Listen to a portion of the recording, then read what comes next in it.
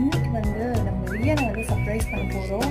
இது வந்து ரொம்ப நாளாக நான் யோசிச்சிட்டே இருந்தேன். இது வரைக்கும் அவருக்கு நான் இந்த மாதிரி டாய்ஸ் வாங்கி கொடுத்தது கிடையாது.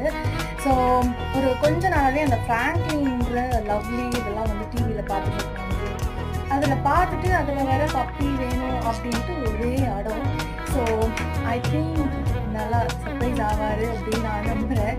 எனக்கு தெரியல எப்படி ரியாக்ட் பண்ணுவா அப்படின்ட்டு. இப்போ ஒரு விளையாடிட்டு தான் இருக்காரு. Let's surprise.